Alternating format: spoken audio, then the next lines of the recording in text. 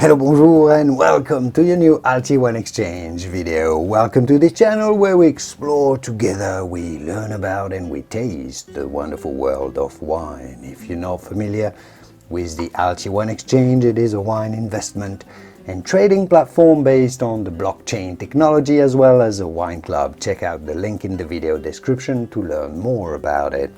Over the past 3 months or so, we've explored pretty much all the best Spanish wines, so you should be an expert by now. Rioja, Ribera del Duero, the reds, the whites, we've covered them all through 6 episodes so far about Spain. Today, I want to give you a perspective not only on a Spanish region this time, but on a Spanish grape, and the most iconic of all Spanish grapes, Tempranillo. I worked with Tempranillo as a winemaker quite a bit for 3 years in 2 different Spanish regions in my winemaking past, and it's a fascinating grape, so you have to hear about it because it has different expressions and facets. So let's get into your quick guide to Tempranillo. Vamos!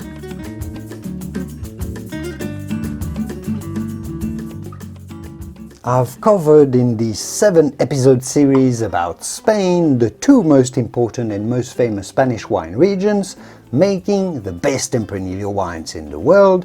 That's Rioja, obviously the most famous region globally, and Ribera del Duero, the area that makes the most expensive ones and possibly the most reputable ones within Spain itself.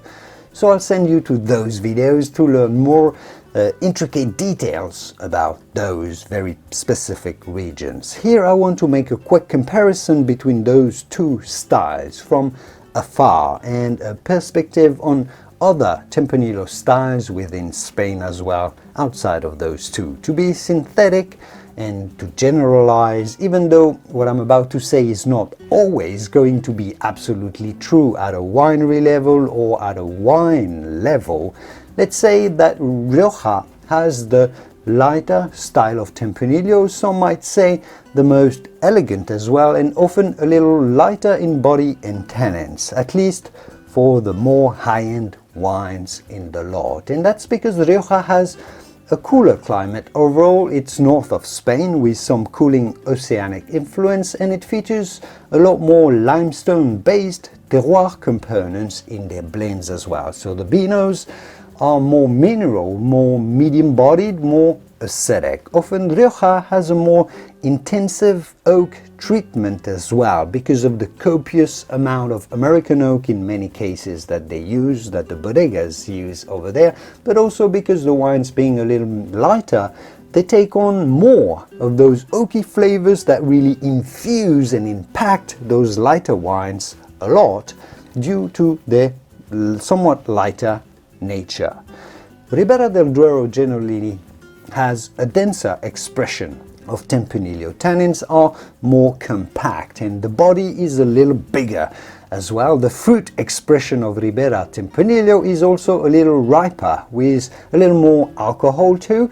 It's more about the ripe red berry fruit flavors, while Rioja is more aerial, more floral. You could describe it as less cooked and generally spicier too. If I were to exaggerate quite a bit to be able to make this comparison, I'd say Rioja is a burgundy expression of Tempranillo with its mineral lightness and zingy fruitiness, except if we put aside the fact that Rioja has a lot of oak, which Burgundy doesn't, while Ribera del Duero is more of the border expression of Tempranillo with this tighter tannic texture and a lot more riper red berry fruit expressions and those cherry flavors as well. You have to know that Tempranillo is grown elsewhere in Spain as well, and an even bigger expression of Tempranillo, the biggest expression of Tempranillo in Spain in fact, comes from a rising area in Castilla y León called Toro, further down the Duero River near Portugal, an area I actually worked at as a winemaker making high-end Tempranillo there for 2 years. Toro wines are very big and very dense, often high in alcohol, around 15, sometimes plus % alcohol, yet because Tempranillo is such a fantastic grape, Toro wine can still be refined and balanced from the best terroirs there. They have to be selected terroirs, but they can be really fine. So from that broad part of Spain, roughly around the northwestern quarter of the country, you have Rioja, which is the lightest and subtlest, Ribera del Duero, which is a little bit denser, and Toro, which is the bigger style. Definitely worth tasting those three side by side if you get a chance to really grasp and understand the spectrum of Tempranillos. Tempranillo is also grown elsewhere in Spain, but say less successfully or with less typical expression of the grapes. It's grown in Castilla-La Mancha, in the center of the country. It's grown on the Mediterranean coast, but also in Navarra and Aragon.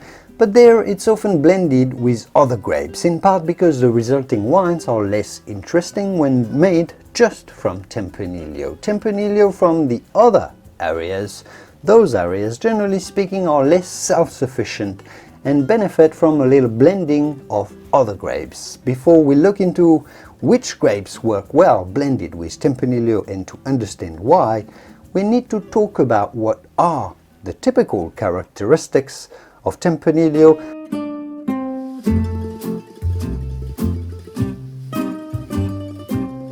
Tempranillo is, as a grape, quite thick-skinned, with a lot of color in it and quite a lot of tannins as well, even though it's not as dense as, say, a Syrah or a Cabernet tannically, and it's more medium-bodied as well, unless it's grown in a very hot area like Toro, as we mentioned. Let's say Tempranillo is a medium-plus type of wine in the broad spectrum of red grapes, both in tannins and body, medium plus. But it can be much more than medium plus in refinement and aromatic density. Aromatically, you could call it medium in the sense that it doesn't really have very characteristic flavors like Cabernet has with the black currant, or Pinot with the sour cherry, or Syrah with the black pepper. Tempranillo is actually pretty hard to identify in a blind tasting. When you're tasting wines and you don't know what they are, it'll be hard to know for sure that you're tasting a Tempranillo. No individual aromatic note really stands out by itself from Tempranillo, and the expression changes quite a lot depending on terroir and climate locally. But Tempranillo has a heap of red berry flavors from sour cherry in cooler climates to ripe dark cherries from hotter areas. It's also always quite spicy and lifted with herbal notes like thyme. Perhaps what's more characteristic but quite elusive are its notes of chocolate, a bit of leather and or tobacco, and a meatiness to the palate that I find typical but a little intangible and hard to pinpoint and describe. You really have to experience Tempranillo to understand it.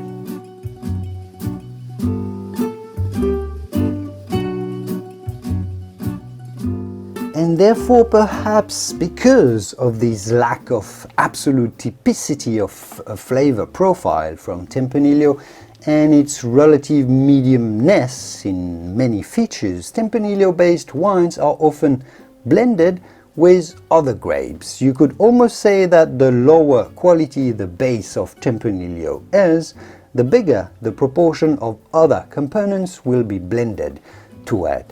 Top quality regions like Rioja, Ribera del Duero or Toro will blend just a small proportion of other wines in it, say 0% to 15%, because the Tempranillo base is so good you don't need much else to improve it.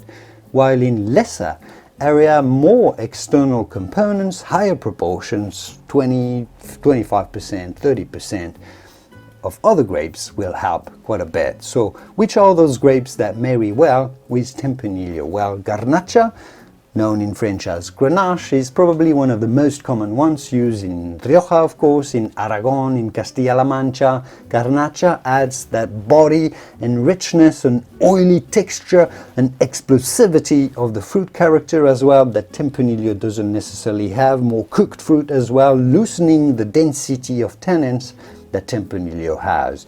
So it makes it richer and more approachable. Cabernet Sauvignon is very common, and to a lesser extent Merlot. Those add refinement in the tannic expression, a tighter, finer grained texture, so they are very often used, especially in Ribera del Duero in particular, but also in Castilla-La Mancha and Catalonia. You may occasionally find some Syrah blended with Tempranillo too, and of course in Rioja they use Mazuelo and Graciano in the typical Rioja red blend with those typical local Rioja grapes, but I'll let you watch the Rioja specific video to learn more about the Rioja blend and what complements Tempranillo super well in Rioja and why.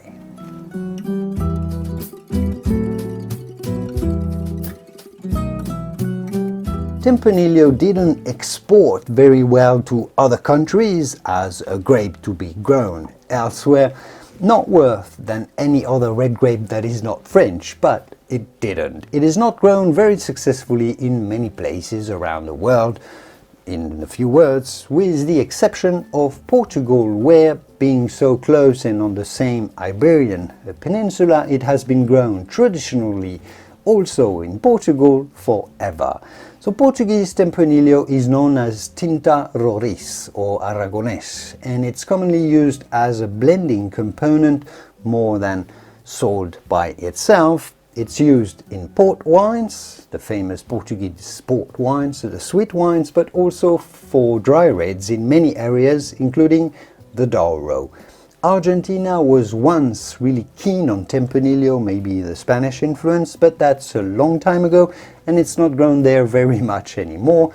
Australia has some, and the west coast of the United States as well, California, Oregon, but it's rather anecdotal. You can find some, and it can give birth to some interesting wines nonetheless. It is not as versatile a grape to grow anywhere and make good wine as Cabernet can be, as we demonstrated even within Spain, so it hasn't spread around all that much. The best Tempranillo wines come from where people have had a real passion for it for a very long time, where the grape thrives, its original terroir, where people also have perfected its culture, their winemaking techniques around it. They've mastered the blending as well to fully take advantage of this amazing grape, yes, Tempranillo is. And that is and will continue to be from Spain, obviously, for a while at least. The Tempranillo is the Spanish wine icon for a reason. Again, you can watch more about detailed Tempranillo styles and the best producers from Rioja and other regions in my other videos dedicated to Spain with that full, complete Spanish wine series. I'll leave you to it, and thanks for watching, and I will see you soon in the wonderful world of Vino. Salud.